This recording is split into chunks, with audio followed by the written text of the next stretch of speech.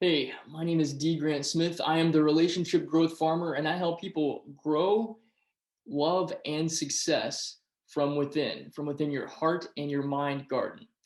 And I'm going to continue on in this video in teaching about the culmination and actually the joining together of two seemingly different subjects, but actually people who have exampled and modeled for us teachings from other people. We're going to talk about Neville Goddard's law of assumption and also intermingle that with the life and the success and awesomeness of the one and only Bo Jackson.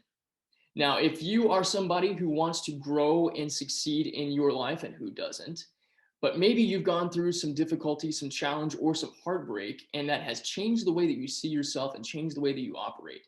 Maybe you have experienced something that was really, really painful and really, really difficult, and you've had a hard time stepping out of that pain and out of that difficulty into a place where you are experiencing the love and the life and the success that you want. I have all sorts of resources that will help you be able to do that, from books to courses to one-on-one coaching. And the links for all of these things are right below. All right, let's get into this. Bo Jackson is my birthday twin, November 30th, rock solid.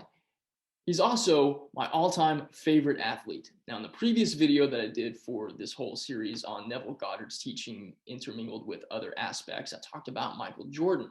Michael Jordan is one of my all-time favorite athletes, yes, but Bo Jackson takes the cake when it comes to people I am the most fandomed about in terms of athleticism. I consider Bo Jackson to be probably one of the greatest running backs of all time. Now, again, we can have a conversation about how legitimate my opinion about that is, and that would be fine. I'm going to stick with my opinion because, kind of like Neville Goddard, it's my assumption, and I believe that to be true.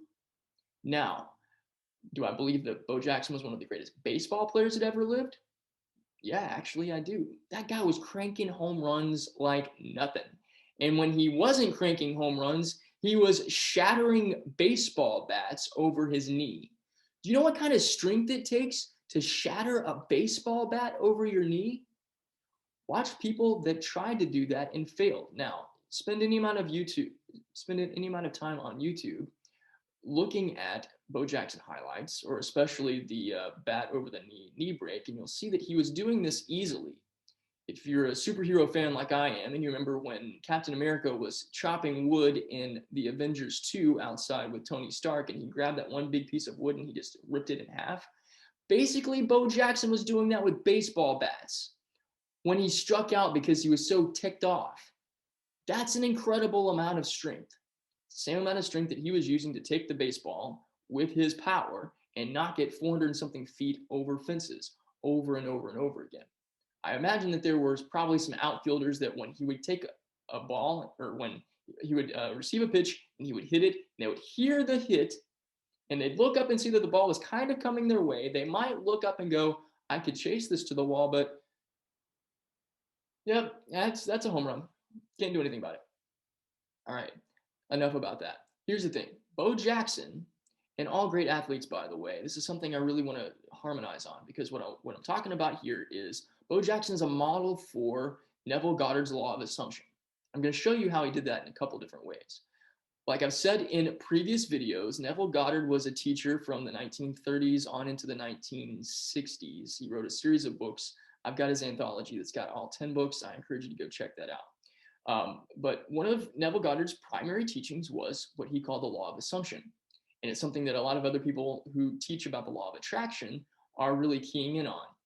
And what the law of assumption is whatever you assume to be true, whatever you believe to be true, and you sit in your mind and in your heart, whatever essentially it is that you are planting subconsciously and consciously in your mind and heart garden, is what you're going to produce with your life. So, what did Bo Jackson believe and assume to be true about himself? How is he living out Neville Goddard's law of assumption? Well, let's look at this in a couple different varieties. All right. I grew up in Alabama. That's where I spent my childhood. I am a diehard Alabama Crimson Tide fan, and I have been since I was about 4 years old. Okay. I didn't jump on the bandwagon because they started winning championships a couple years ago. It's been that way for a long time. I'm so thankful for Nick Saban. Anyhow, Bo Jackson went to Auburn, and that's fine. When Bo Jackson played at Auburn, they destroyed Alabama in football. Why? Because they had Bo Jackson. Here's the thing. Bo Jackson played college football and he played college baseball. Now, one of my all-time favorite autobiographies is one called Bo Knows Bo. Go read it, find it on eBay. Inside Bo Knows Bo, Bo actually tells the inside story about how he became a professional football player second and a professional baseball player first. Here's what happened, and here's where the law of assumption comes into play in one capacity in his professional life. Every great athlete has a dynamically strong and powerful inner game.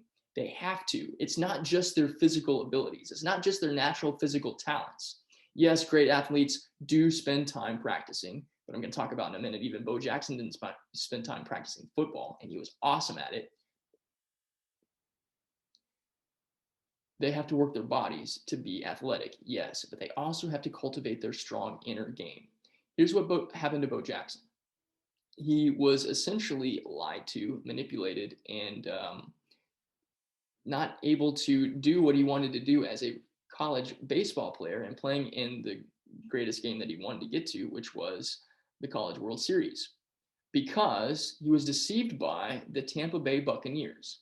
They told him that they had checked with the NCAA and he could go tour their facility as a college student before he graduated, and he could go have an experience where basically their recruiters toured him around, fed him some meals, gave him a time of his life, and that it wasn't going to cost him anything. Now, the rules for the NCAA were that you couldn't do anything with professional sports until after you graduated. I think those rules are still in play. So he went and he toured the Tampa Bay Buccaneers facility, and he came back and he was getting all suited up to go play in the College World Series, and this NCAA official came out and said, "I'm sorry, son, but you can't play in this game because you broke protocol." Bo was heartbroken. Not only that, he was pissed because he'd been lied to. Now, where does the law of assumption fit into this? He was robbed of playing in the game in the series that he wanted to play in, that he'd been dreaming about and envisioning and assuming was going to get to be his reality.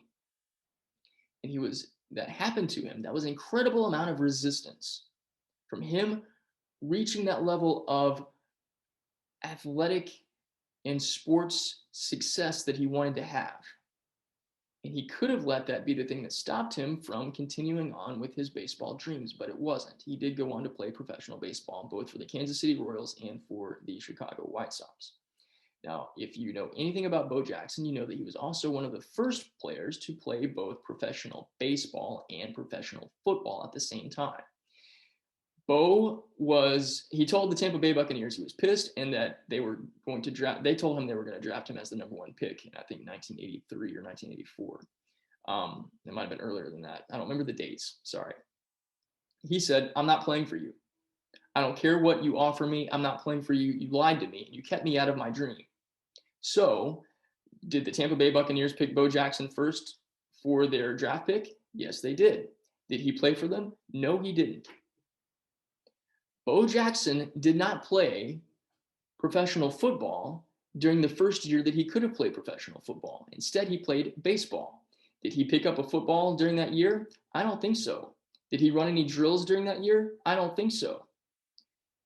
The next year, somebody talked him into putting his name in the hat for getting drafted, and he was drafted in the 6th round by Al Davis of the Los Angeles Raiders. And Al Davis got all kinds of crap for it because they already had Marcus Allen, who was considered one of the best running backs in professional football at the time. He was incredibly fast. He was incredibly talented. And I have an incredibly agitated and demanding little Tigger that wants my attention. So say hi, Tigger. All right, Tigger's going to join us for this video. Bo Jackson hadn't played football in a year, but he assumed, law of assumption, he assumed that he still had it in him to play.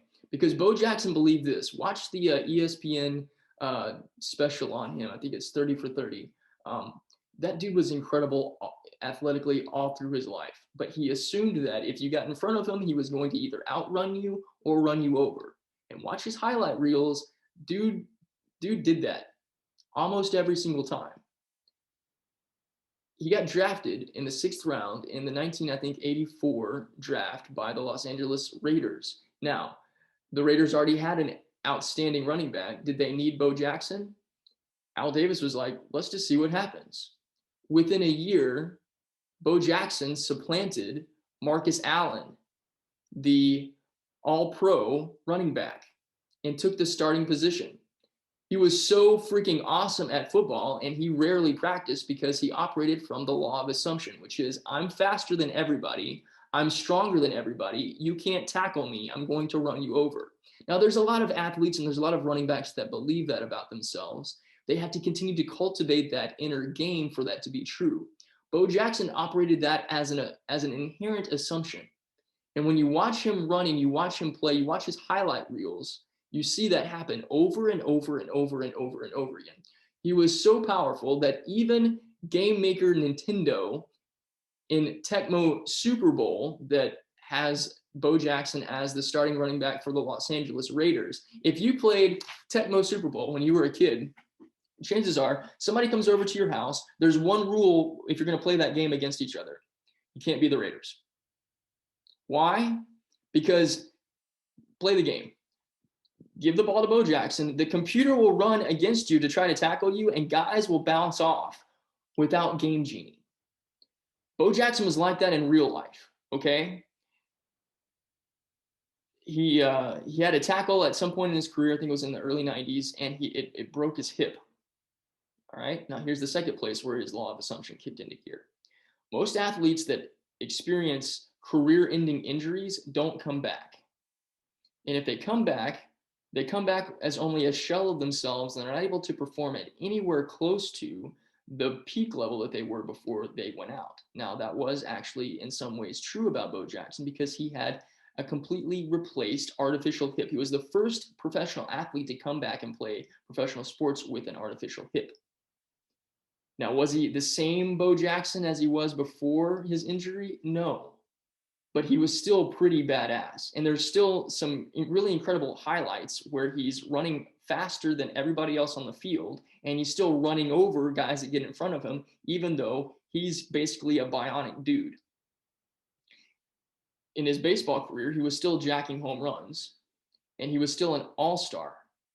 And he decided to retire to spend more time with his family. Now, if you watch this special, you can tell that Homeboy's got a seriously strong inner game, because one of the things that he does now is he does actually a nonprofit called Bo Bikes Bama, where he rides bicycles all over the state of Alabama, raising money for people who are experiencing difficulty.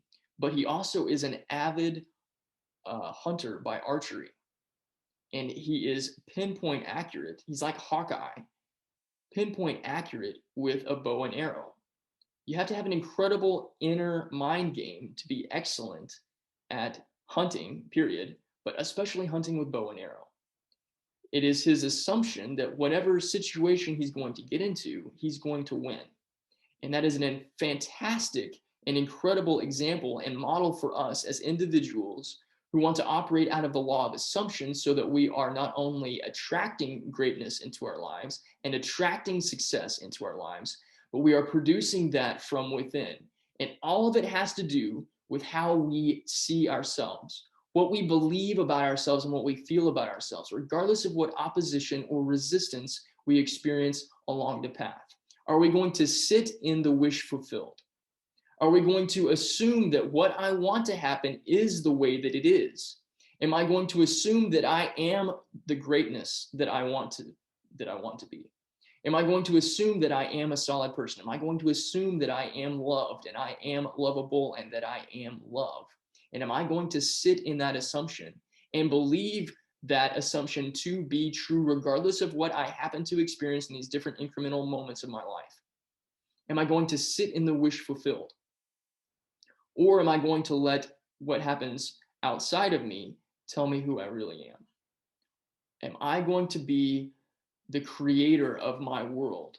the cultivator of my garden and the cultivator of the fruit that I produce from within myself? Or am I going to let the world try to change me into being something other than who I really am? Because who I really am is part of the divine. Am I going to operate out of that divinity? Or am I going to operate out of something less than? And that choice is a choice that each one of us gets to decide upon. Inside one of my training programs, which is the Be Solid training program, I've got a series of 8 really powerful teachings and lessons that you learn in a video course, and then you work one-on-one with me in a coaching capacity. And one of those is about decisions and choices. And every day we all make a series of decisions and choices. And some of those choices and decisions are conscious and some of them are unconscious, but they're all based on what we believe. And they're all based on how we see ourselves. And when we operate out of love from within, it dynamically changes and impacts the way that we make those decisions and choices, which ultimately dynamically impacts the results of those decisions and choices. The decision is for you to decide what you assume about yourself, what you choose to believe about yourself, and how you choose to grow and plant those seeds of love and success inside yourself. Are you going to plant that within you, or are you going to let somebody else, some other situation, some other circumstance dictate who you really are? The choice is yours, my friend.